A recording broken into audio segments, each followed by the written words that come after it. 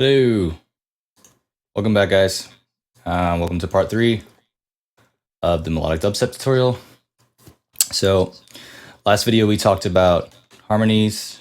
First video talked about music theory, and now we are going to be talking about building the lead, so the melody and the bass line from the harmony. Let's listen to the track.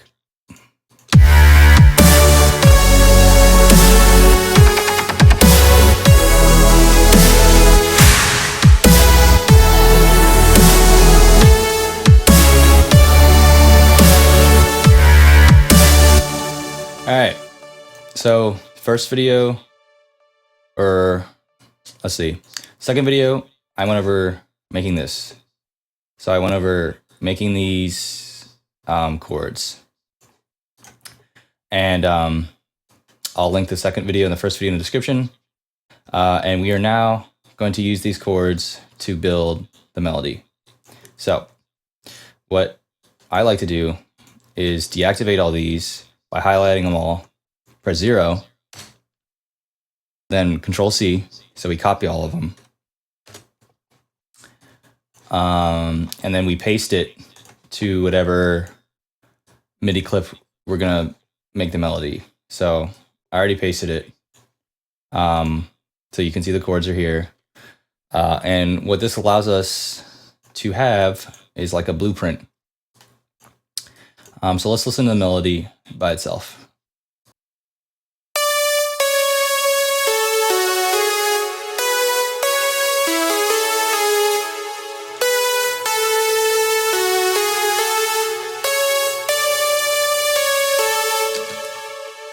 Very nice. Okay, so why is the harmony called a blueprint? Because the melody is going to be heavily based on the harmony. So let's look at these chords. Let's bring up our sheet. Okay. So if you remember from the second video, our first chord is ACF. So that is the 6th chord. So FAC in first inversion. And let's look at the melody. F. Wow. Is that a coincidence? No. You'll notice that this first section of the melody is basically all of the notes in these first two chords. So if we look at these first two chords, it's the 1 chord, ACE, and the 6th chord, FAC. Here's the E, here's the F, here's the A, here's the C, and here's a B. We'll talk about that in a second, but pretty much the melody is taking all the notes from the harmony, and that's why it'll sound good. So the trick to building a nice melody over top of a harmony is use the notes from the chords. If you like to do it the other way, so if you want to build the melody first, you can then derive the chords from the melody. Okay. If I had this melody here, I would probably start experimenting with the 1 chord or the 6th chord, ACF. So this B here, what's this B? There's probably a technical term for it in music theory. I would assume maybe it's called a passing tone. Doesn't matter. The point is that to build nice melodies, it's safe to take notes from the chords that it's built over top of, but you can, use notes that aren't necessarily in the chord. You'll notice though that B is in between A and C, and that, I think that's called a passing tone. I'm not sure though. Doesn't matter. Just know that it's okay to use notes that aren't in the harmony. But let's move on. So let's look at these next parts of the melody. So let's listen to it again.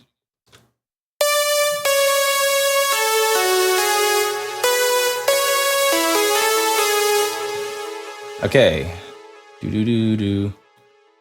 Our next two chords is the one chord again and GBD. What chord is that? 7. What notes do we got? G, B, D, and then I see C and E. Look, we have a C and E here, and then a D and D here. So pretty much same kind of rule here. And you notice like the C's over here and the one chord's over here, and that's fine. The way you kind of think about it is like chords kind of give you like a field, right? They don't give you don't have to like put an E or an A directly over top, right? They kind of give you a field to play with. So like you can kind of think of this area as your field that the 7 chord and the 1 chord gives you to play with. Okay. So GBD again. This chord, which is not part of the triads, but that's okay. We have D, C, A, B, C. So I see A, B, C, D. Yep. So the harmony, all the notes are found in the harmony. Let's keep going. E, F, E, C. I see E, F. There's a C. Yep. So that's the trick. If you pick notes that are in the harmony for your melody, it'll sound good. And let's listen to it so you can kind of see. And when you listen to the melody, you can almost hear the chord progression changing under it.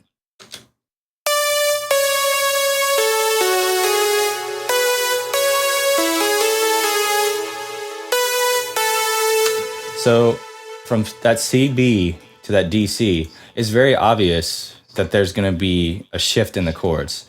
So let's listen to the harmony with the chords, or a set of chords.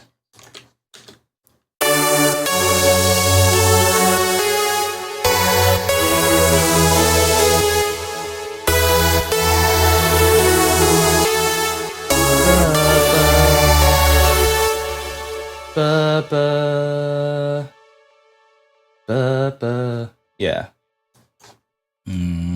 Okay, so that's the trick. To start off building your melodies, pick notes from the harmony, experiment with notes that aren't necessarily in harmony, so passing tones, and other terminology. That's not that important. But yep. So now that we know, let's go on to the bass. Okay. And surprise, surprise, the bass is simpler than the melody, can be simpler. So I did the same thing. I copied my harmony to a bass line. So I have a sub here, and I have like a mid bass here, and I'll discuss the sound design in the next episode. But let's look at the mid bass. So let's look at the mid bass, because if you're on small speakers, you won't be able to hear the sub. So let's listen to the mid bass. It's just like a saw.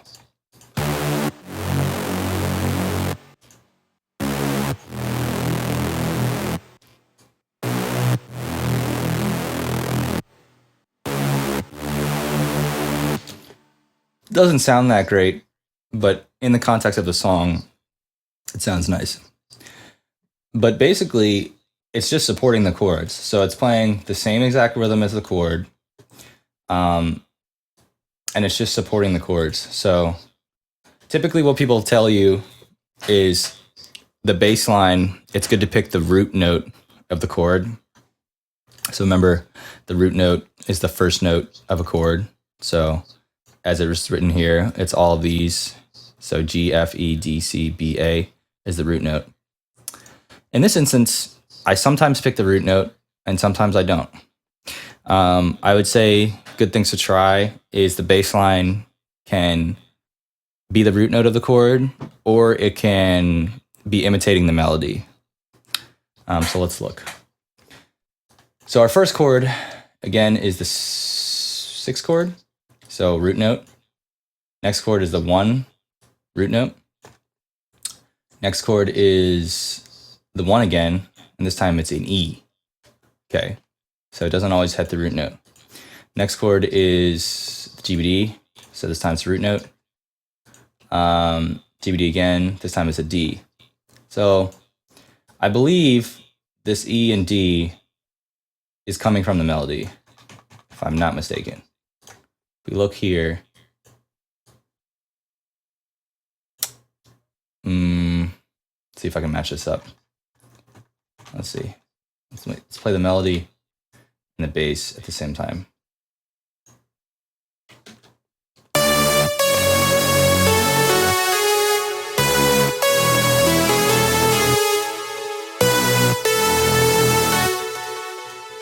I think this note was the same. I don't know if this one was the same, but you get the idea.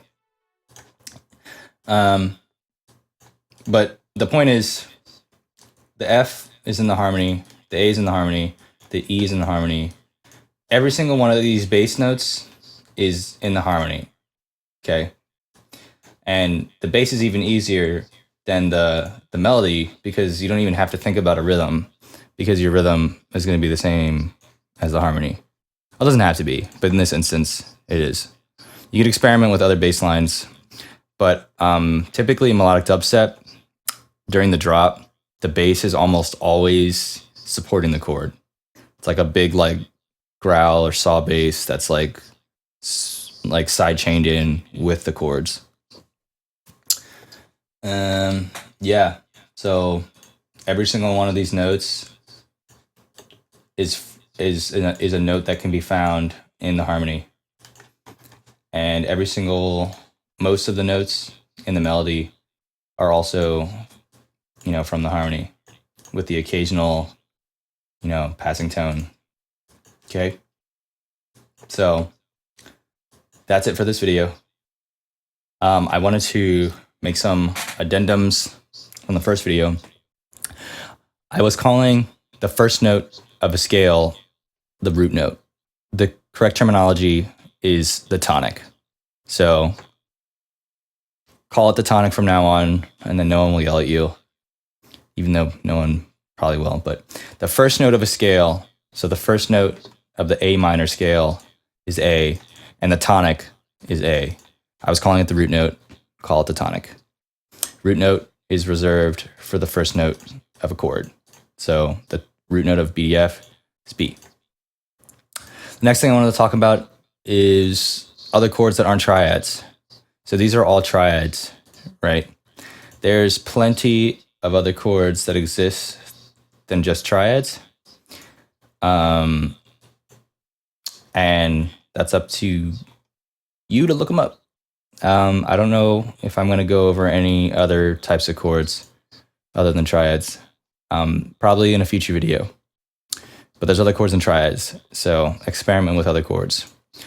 I think there was one other thing. Let me look at my notes. Let's see. Oh, okay, so last time I was mentioning like small movements between chords is good. I think what I really should have said is staying within octaves is good. So if we look at our harmony, the notes kind of stay in a reasonably same octave. The way to find out if chords sound good after another is, what do I want to look up? Please let me, okay, the Beatles, fantastic. All right, Day in the Life. Cool. Wow. So this is complicated. Okay, but this is an example of chords that come one after another. So you can see there's, I picked a song that's not just using triads. But anyways, these are Roman numerals, and this is kind of, if you copy popular chord progressions,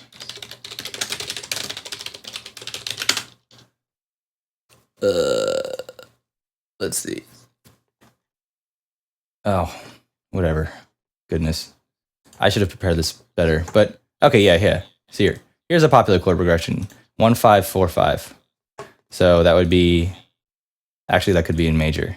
But the point is, the way to find what chords sound good after another is doing Roman numeral analysis, looking up websites like Hook Theory that analyze Roman numeral analysis of songs, looking up something like this on Google. But the way I do it to find out what chords sound good after each other is I just experiment. I made this chord progression by experimenting. So whatever way you want to do it is up to you. But I just wanted to clear that up. And that's it for this video. Next video, I'll be talking about designing the chords in terms of sound design. Even though a lot of the sound design in this track is pretty simple, I'm going to tie it in with mixing, and maybe I'll tie it in with mastering.